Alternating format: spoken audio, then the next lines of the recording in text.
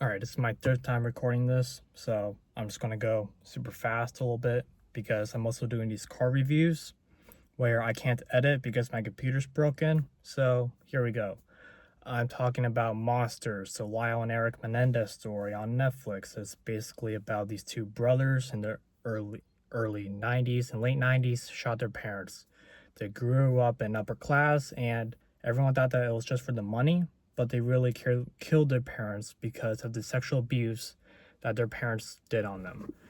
And straight off the top, if you like Dahmer, if you like if you like the Dahmer show on Netflix, if you like Ryan Murphy in general, American Horror Story, American Crime Story, American Sports Story, like you'll like this. But for me, like I'll just get right into it. This this show tackles, I'm sorry, I recorded this 3 times. This show tackles a lot of conversations, a lot of delicate conversations like abuse and in the cycle and generational trauma, and how in the cycle of abuse and how like trauma bonding and how you have to come to terms with your abuse and how you do that, how you come to terms with your trauma. Those are really interesting conversations that this show does, and they're handled in a way that I thought Ryan Murphy was never capable of.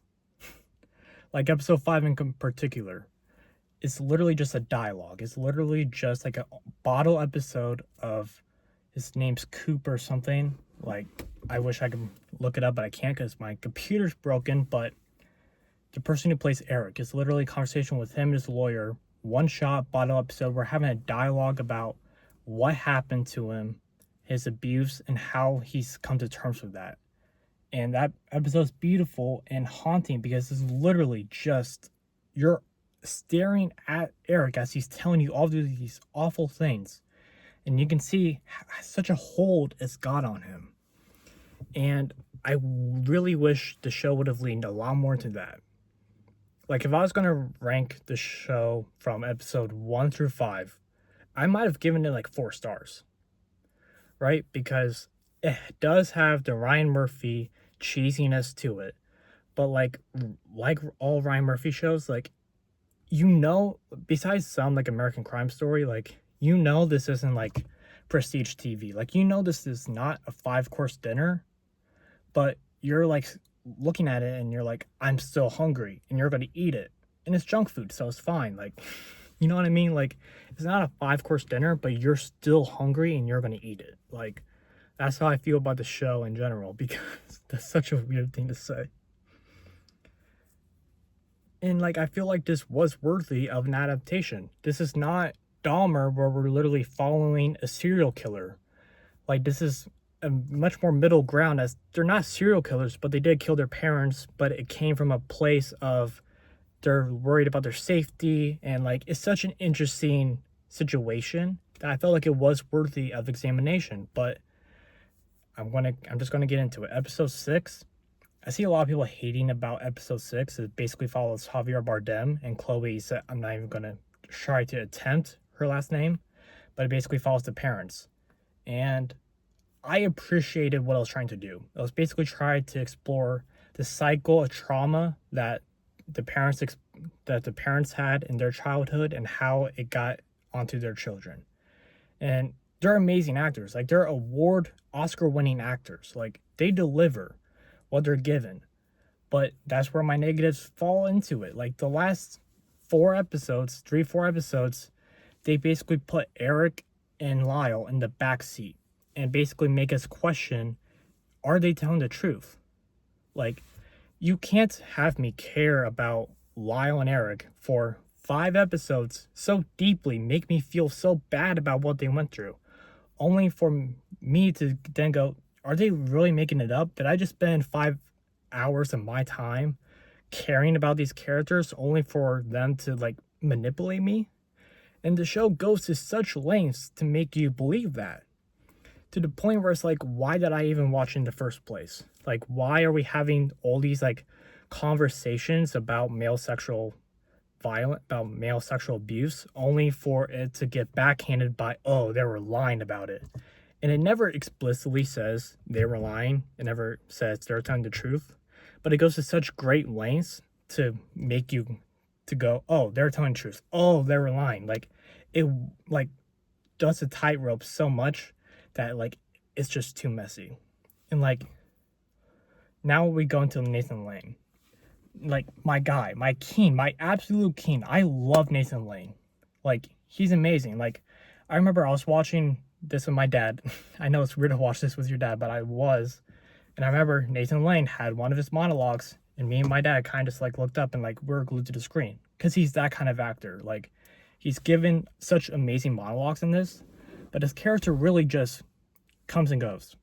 And he's a great foil to the story, to the show itself, because his character is a gossip journalist who talks about true crime and is basically giving to people all this like garbage, like true crime news, right?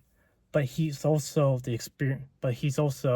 lost his daughter from a murder, and so he is such a foil, such a double-edged sword, and the way they explore all that is so interesting in compared to why he really hates the Menendez brothers, but also it's also giving him money, it's also giving him publicity, and like he should have just gotten his own show, honestly. Like, did I just create a spin-off? But he really comes and goes. And we focus on him a lot. We focus on the lawyers a lot. Like, the show actually becomes kind of like American Crime Story, to the fact where OJ actually shows up. And I thought Cuba Gooding Jr. was going to make an appearance. Like, it was insane. Like, Lyle and Eric are taking backseat, and the actors that play them, they gave great performances, especially Eric, but they're forced to, like, make caricatures of the characters that they play for 5 episodes so beautifully.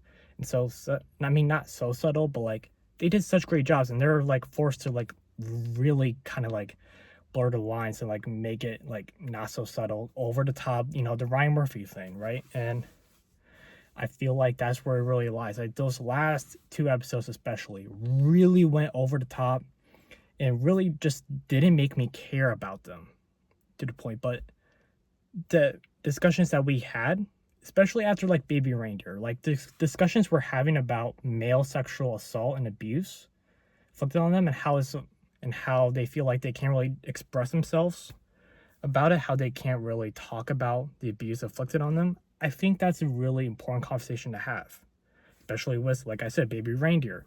But it really fumbles the ball as it tries to, you know, make it go, did they actually lie? Did they actually do it?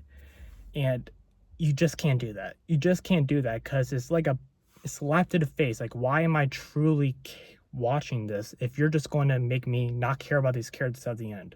Make me focus on these characters that I have no like attachment to. Give me all these unnecessary side plots. Like the last 2 episodes really just have a lot of fluff that have nothing to do with the story.